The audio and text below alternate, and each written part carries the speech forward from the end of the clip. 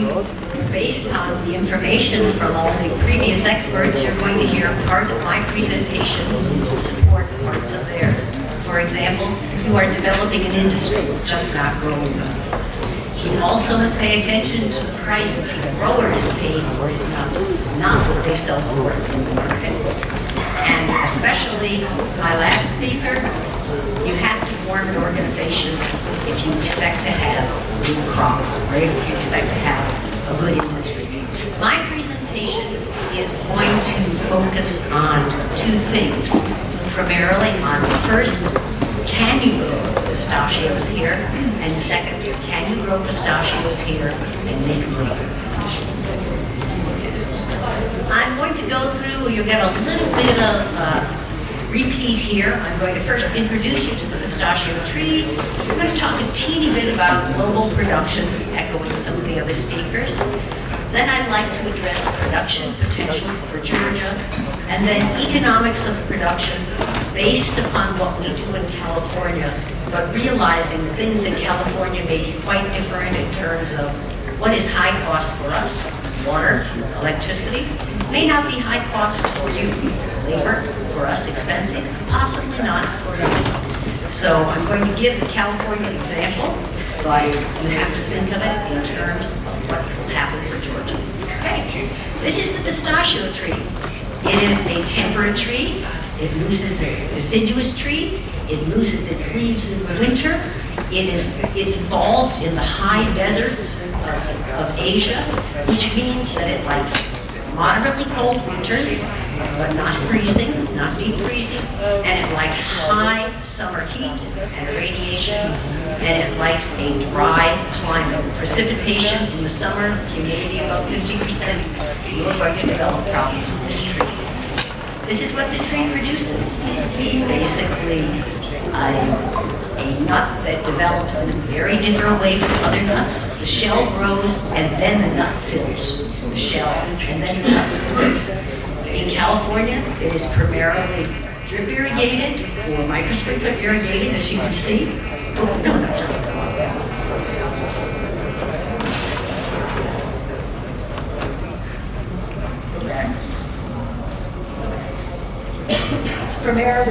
It's primarily drip irrigated, and we maintain a clean orchard floor for pest problems. And we have a trunk like this because this tree is mechanically harvested and often mechanically pruned, but it can be hand pruned. This is the nut we sell, the California Natural, a clean split nut with the integument intact. This integument, or that purplish skin, is much more important in the Iranian industry than it is in ours. Pistachios can be marketed. In California, they're primarily marketed as a dried, roasted, salted nut. In other industries in the world, in particularly Iran, they market them fresh, often in the hull, has a very short market life, with very high value. You can market them just now.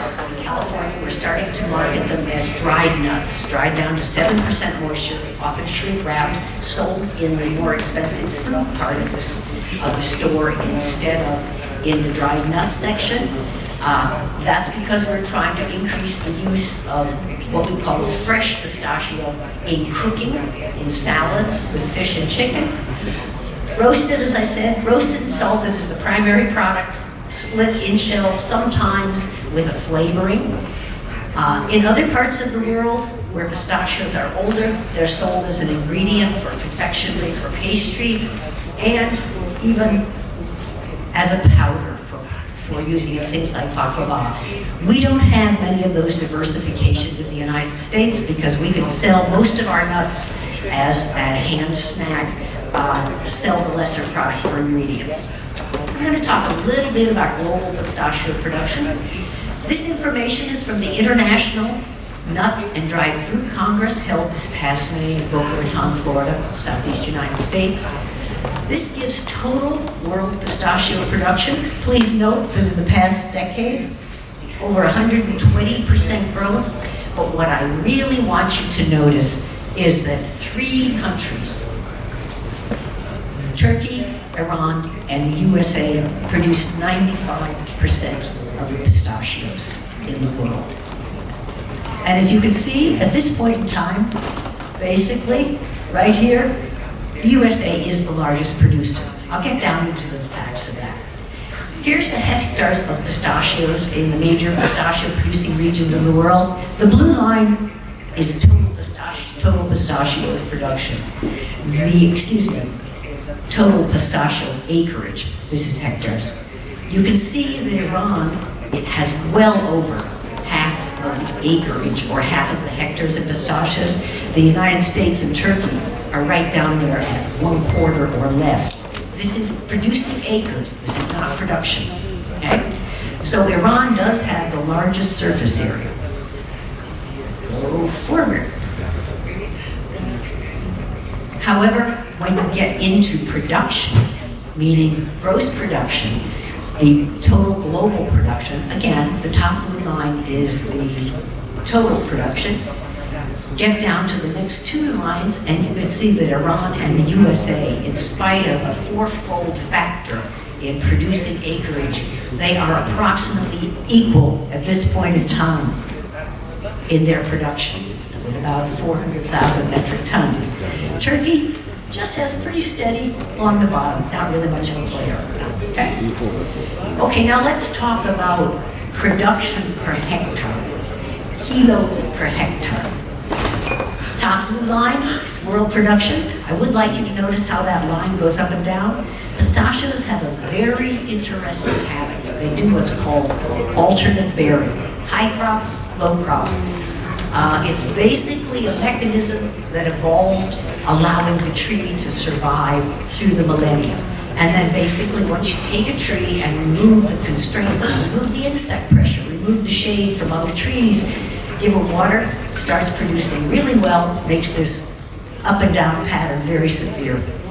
It's not bad for the tree, doesn't hurt the tree at all, but it's kind of bad for somebody's pocketbook. Okay, the next thing I want you to notice is that here is Iran with, here is Turkey, down here at the bottom, or the next line down, the blue line, US and Turkey. So in terms of annual yields, this line with those colors look wrong. Turkey is still producing more. But this is what I really want you to see. The average yield of the major pistachio producing countries, 10-year average for the past decade, the average yield over all three industries was about 1,300 kilos per hectare. Iran produced only about 3/4 of that, about 900 kilos per hectare. This is primarily a function of production practices and water availability, and it is decreasing. Turkey is a little bit better than Turkey is about double or even more than Iran at 2,300 kilos per hectare. And the United States average yield for the past 10 years has been 3,000 kilos per hectare. This even takes into account that alternate bearing. So basically the point I'm making here is when you start to look at production practices for yourself, you may want to examine why these yields are what they are in these countries. Is it climate? Is it water availability? Is it some production practice somebody's doing? These are the things you're going to want to pay attention to as you develop your industry. I've been to Georgia twice now. I think I have seen all 3 nurseries and 3 pistachio orchards that are existing, 2 very small and 1 large.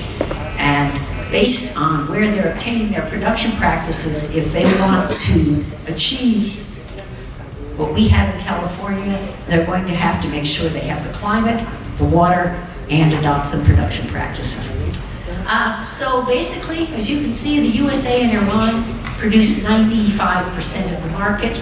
Turkey and all these other small countries, which interestingly enough, many of them have old native industries, like Afghanistan, Spain has a small industry, and these countries, basically their markets are small, local. These are your small and medium producers. Iran has small and medium producers. The USA, I'm going to tell you right away, this is a large, perhaps a better word is corporate crop. This is a crop that's mechanically harvested, often mechanically pruned, requires large machinery, and because it has an extended juvenility, you are not going to get returns. You're not going to reach the compensation point on pistachios for 8 to 10 years. That means for 8 to 10 years, you have no income from pistachios. So you have to determine whether or not you have the capital to sustain that situation. And it's not a crop that's often intercropped. That's not a practice in the United States. Okay, our markets. Currently, about a third of the market is in Europe. A third of that is, or half of it is Germany. What I really want you to notice is that the current markets are basically focused in Southeast Asia. Hong Kong, China, Vietnam, India, these people, these two sets, Europe and Southeast Asia, basically consume 75% of the pistachios produced in the world at this point in time. What that says is we have the Americas, we have Eastern Europe. There are whole areas of the world that have not been impacted by pistachio imports. Just give you some figures. I picked up reading magazines because I'm not an economist, but I went to look for some support for this. The current market trend for pistachios is that, as many people have already said, there is a surge in demand for organic, healthy, recognizable ingredients on your labels. So the biggest market driver for pistachios at this point in time, besides the snack food, is the health benefits associated with pistachios. We often say they're high, low, no. High in protein, low in cholesterol, and no saturated fat. The biggest market challenge, and it was alluded to by our first speaker in this section, and reinforced by the Georgian Pistachio Association, to enter the EU, you are going to have to meet 3 parts per billion aflatoxin contamination. It's an extremely severe level.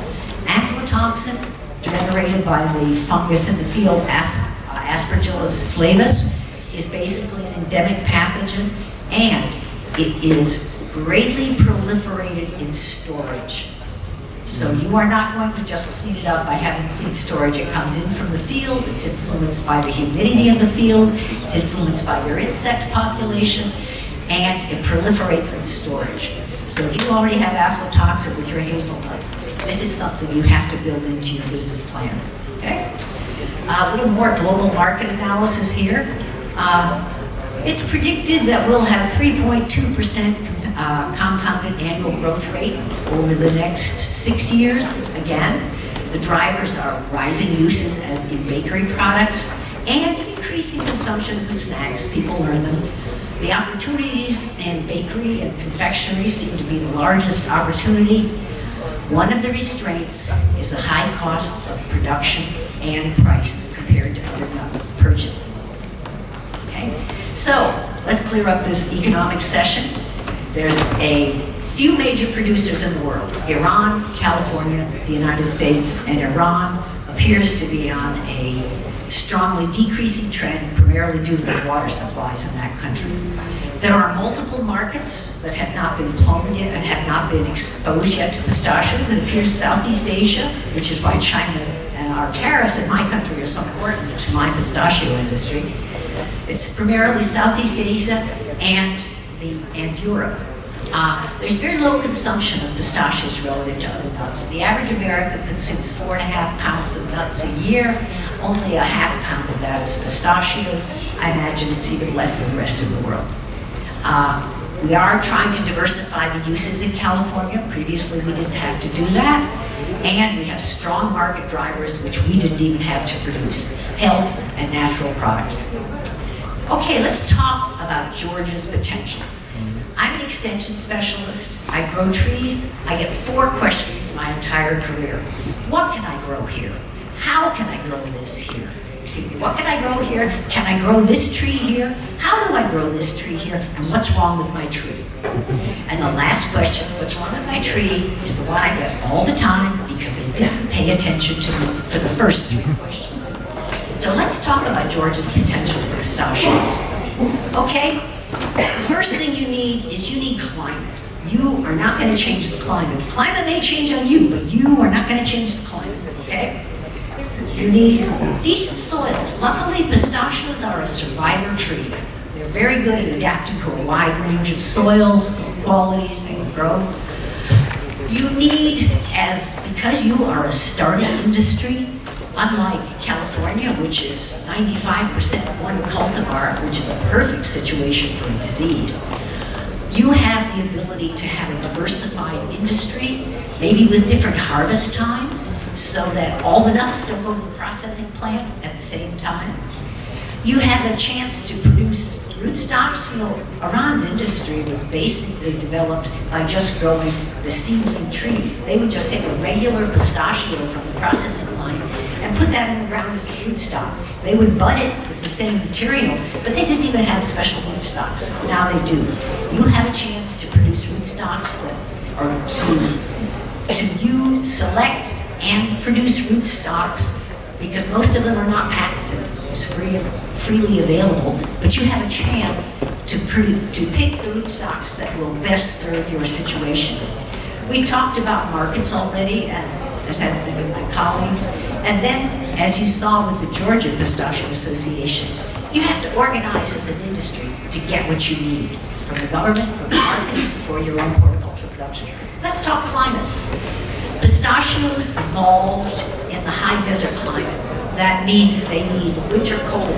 The reason you need winter cold is it is winter cold that gives the buds a dormant treatment, the buds, because the pistachio buds that are on the tree this winter, they're going to be your flowers and your nuts next spring. They need cold in the winter to have a nice, strong bloom. I didn't mention it, I forgot this. Pistachios are dioecious. We have male trees and female trees. Because these trees evolved in the desert, the flowers on a pistachio tree have no petals. Insects don't pollinate a pistachio tree. It's a wind-borne pollination, which means if you have rain during pollination, your pollen is not going to make it to the tree. So first, you need a climate that has cold in the winter. Approximately, if you do straight accumulation method, 900 to 1,000 hours, below 7.5 degrees centigrade, or if you're using the newer methods, what they call chill portions, a way to see if your chill is strong chill or weaker chill. As temperatures go above about 10 degrees centigrade, it starts to reverse the chill accumulation. So even if you have warm days in the winter, it's going to be very difficult for you to have a good, even bloom on your pistachios. Okay? From April through October, again, these trees evolved in the high desert. From April through October, you need strong, sustained heat. And that means heat daytime and nighttime. If you don't get strong, sustained heat, probably what will happen is the nuts will not split. They can't enter the high-priced snack market. You will have to split the nuts out, and they can go into the ingredient market. Now, actually, the ingredient market, if you have a very highly colored green kernel, it will go into the very expensive confectionery markets that are now in the Middle Eastern countries primarily, but could evolve. They could expand into the more Western markets. And you need low humidity, preferably below 50%, because with low humidity, humidity generates foliar fungal diseases. That means fungus diseases that destroy the leaf surface area. You destroy the leaf surface area, you have destroyed the machinery of the tree that makes your nuts. Okay, so in my visits here and talking to a consultant from Spain who's here in Georgia as a nut marketer, we have identified 3 areas in Georgia that we think have sufficient winter cold, sufficient summer heat, and the precipitation is not as bad. In California, we don't have rain from April through November. It's a perfect situation. The humidity is often under 30 to 50%. Okay? So you're going to, these are the 3 areas, and these are the 3 areas. Later, I give the names of the areas. I'm sorry, I can't remember them by memory. Next thing you need is, and the best thing I want to say that you could all do for me if you really want to be pistachio growers is get a weather station out there. because it's real hard to get any weather data about Georgia that isn't about Tbilisi. And the climate of Tbilisi will not produce pistachios, I can tell you that right away. Even though I have seen one tree in a courtyard in Tbilisi that looks like it was here from the time of the Persians and has a trunk like this. And it did have a few nuts on it, and if that man would prune it, it'd probably have more. Okay, so the first thing that you can't do anything about is climate. So that should be your primary priority. Okay? Next, soils. They're really a forgiving tree. Soil can be like a pH from even 6.5 to 8.5. For good pistachio production, we like to see 1.5 to 2 meters of even, deep alluvial soils, basically with no stratification, but then every tree likes that.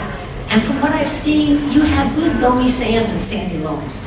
And pistachio trees, one of the biggest sins is that these trees are very efficient at water foraging. They will take up water if there's over 50% moisture content in the soil. They do not like wet feet. They will not grow if the soil is saturated. They will just sit there. So they don't tolerate saturated soils, high water tables.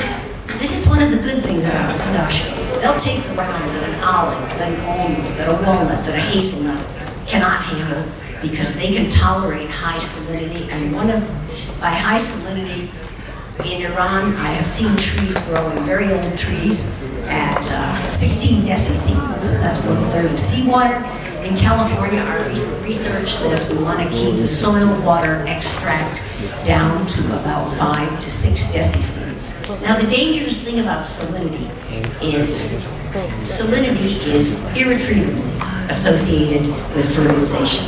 If you're putting on fertilizer, if you're putting on salts, depends upon if there is winter rains and the ability to leach those salts out in the winter. Because salinity doesn't go away. Salinity can only be managed.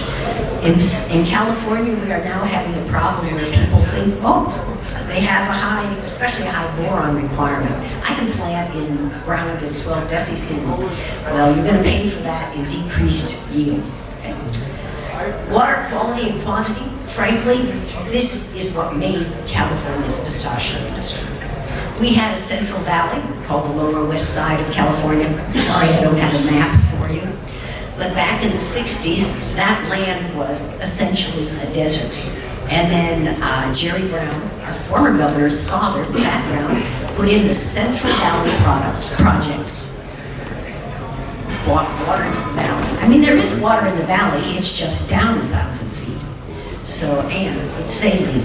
This is great quality water from the mountains. Its unfortunate thing is that it's becoming increasingly expensive. If we don't get snow in the mountains, we don't get water in the reservoirs and the canals. And growers pay for it. This now is, in addition to the establishment cost, is our major cost in California, water and the electricity to pump it. Based on earlier research, when we first had the pistachio industry, because it started when I came back in 84, we only had about 15,000 hectares. Now we have about 200,000 hectares. The research says we need 43 acre inches per year. That's 10,922 cubic meters per hectare. We design our irrigation systems to deliver, at the peak of the season, 200 to 300 liters per tree per day. That's the design of the irrigation system for peak consumption. It doesn't use that all season. Looking at the situation here in Georgia, I think you may need less water, because I'm not seeing the heat in Georgia that I saw in California. Okay, the sources here may be groundwater, snowmelt canals, and rivers. And by the way, this, as I said, water is the major subsidy that our government gave us to start the industry. Okay, these, based on what I've just told you, these are the potential production regions that we think would be good for pistachios. I think there's I think the estimate was 50,000 to 200,000 hectares. It's the Kaheti, especially the Alasani Valley, the Emirati, Kutaisi. Outside Tbilisi, when you get further away, about 40 kilometers surrounding, there are some areas that are drier and hotter. that have deep alluvial soils, pHs at 6 to 7, and a Mediterranean climate.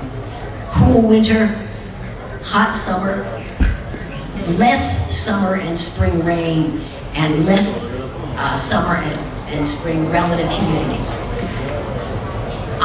Based on what I've seen thus far, the growth I've seen in the 3 nurseries I've seen in the orchards, I don't think you're going to have the heat to get the yields that we have in California. The only way we're going to know is to try, but I don't think the average heat here is equal to the heat units that we have in our major production areas in California, the lower Southwest San Joaquin Valley. That isn't to say you can't have a profitable industry, but I'm not sure you'll have the yields we have. Okay, varieties and rootstock, you're really lucky. You can pick the Turkish, the American, the Iranian, which means you might want to figure out what markets you're going into, or you can plant a variety for different harvest times, for different markets. You know, for the Californians, we now have 3 major cultivars: 4, Gumdrop, Kerman, Golden Hills. These 2 are patented. The center one is not patented. Anybody can have it, and actually we swiped it from Iran. The other 2 are breeding products. There are, the Turkish Sirt is here, it's smaller, and there's a wide range of Iranian cultivars. And perhaps one of your greatest opportunities is going to be that decreasing production in Iran. There's an incredible market there for pistachios, where it's an ancient, sophisticated market. They differentiate these nuts. Mumtaz is probably the best quality. Fandougi is actually the outside. Fandougi and Kalabuchi are the largest. So you have right near you a very sophisticated market, and it may inform what you might want to plant. Rootstocks. The Iranian industry initially developed without a rootstock. Why do you use a rootstock? Because a rootstock is better adapted to the climate. It may keep the tree dormant later in the spring so it can cold hardier or enter the fall sooner. You use a rootstock because you might have soil-borne diseases. Any place you've planted tomatoes or cotton, you try to bring in pistachios, or if there are solanaceous weeds, you're going to have a pathogen called verticillium wilt. And pistachios do not tolerate verticillium wilt, and we have no cure for it. You use a rootstock for the soil and water quality it can tolerate. Our fastest growing rootstock, something called the Tegariman, does not tolerate salinity or cold. Our most prevalent rootstock we use now, called the UCB1, University of California Berkeley 1, is a hybrid of our other 2 rootstocks. It tolerates cold, salinity, and has such strong vigor that it appears to be able to overcome some of that alternate bearing habit. And then, of course, there's yield and fruit quality. The yield in pistachios appears to be directly related to the tree size. We have not detected any effect of rootstock on fruit quality yet. So now let's talk about California economics. Sorry, I'm going to talk dollars here. You're going to have to translate it to your money. This is a website which gives a template for pistachio production using our numbers. Don't take the numbers from this, just take the template and put your numbers in it.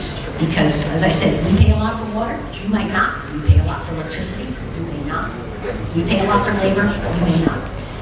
But here's the economics of California pistachio establishment. And this is even in California, so don't think you're going to get a crop in 4 years. Basically, it takes 6 to 10 years in California for the orchard to reach the compensation point.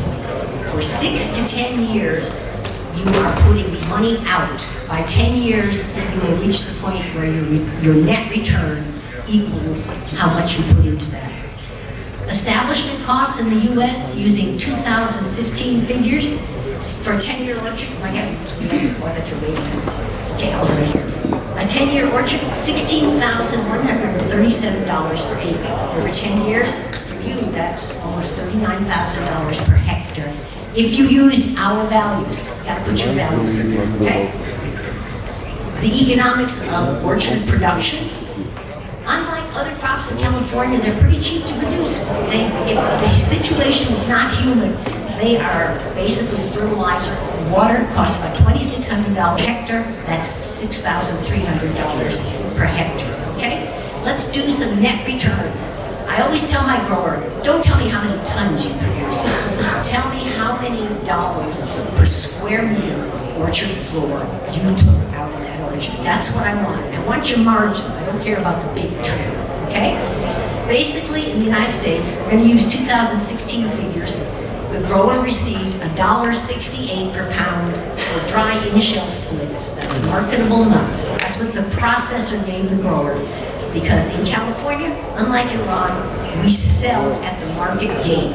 When we go to the processor, he weighs our nuts, and he dries it down, and he grades it, and he says, I'm going to pay you this much per pound, and this is the pounds you had after I took out the leaves and the bad nuts.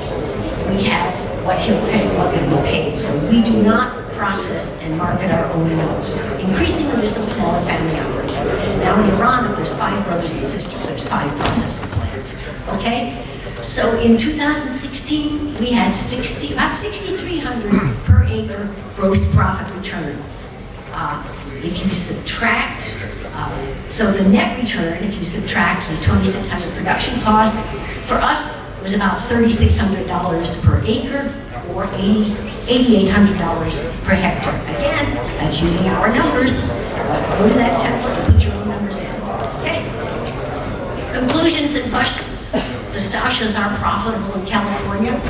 I'll tell you, we had a perfect storm of perfect conditions. We had a desert climate that got water. We had a few growers that decided to try this tree and see what it would do. We had an extension service that already dealt with teaching people how to grow trees.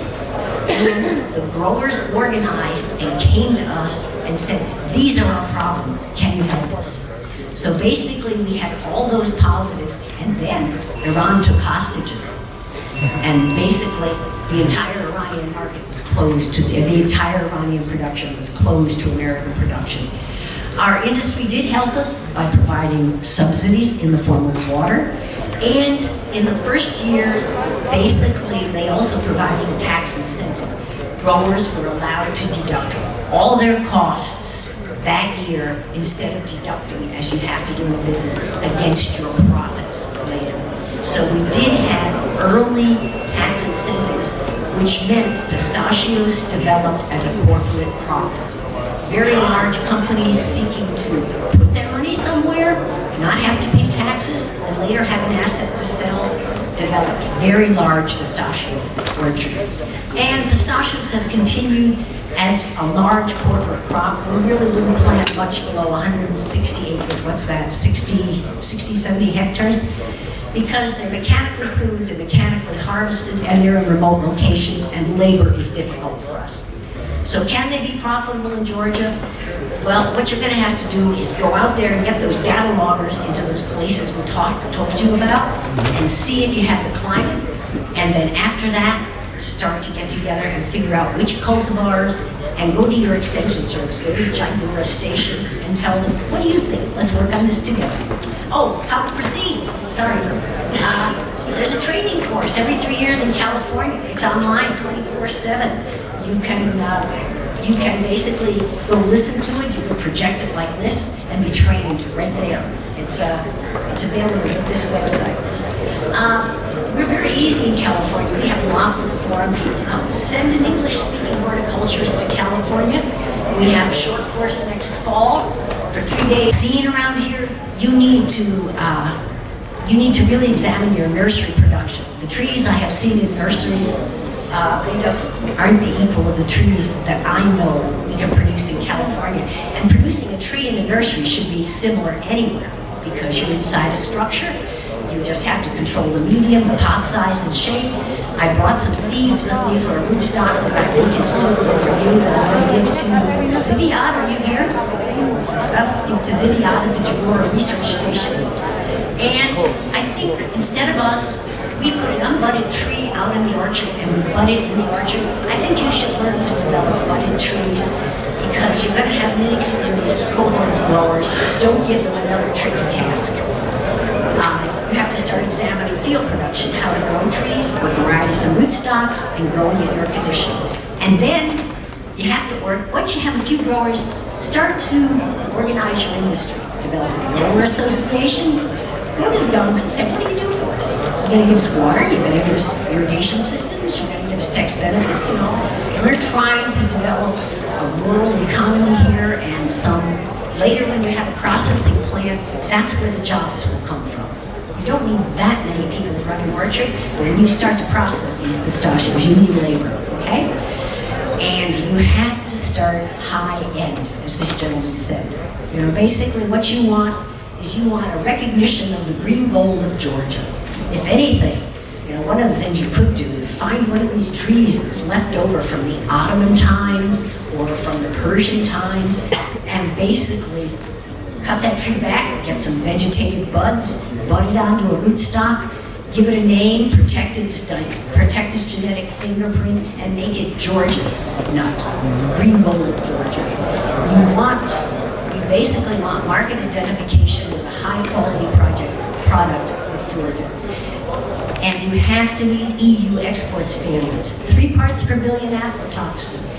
There are reams of information about how you even sample the nuts, how you grind them, how you test for the aflatoxin when the margin is that low. And then, I just said this, you have to develop a marketing campaign. And you know, one of the things you might want to do is start importing more pistachios to Georgia so people get used to eating them and want them, so that when you have pistachios, there's the local market also. Okay? I'm going to make a prediction. If you really, really want an industry, realistically, it's going to be 15 to 20 years before you have a pistachio industry. If you want small growers, just let that happen organically. But if you want a real industry, you have to follow these steps. Otherwise, people can have pistachio trees in their yard, and they can have 20 or 30 for themselves. But if you want a real industry, you have to be more deliberate about it, because these are not cheap trees to grow, and they have very exacting requirements, in spite of the fact that they evolved all by themselves in the high desert. I think I ran over my time.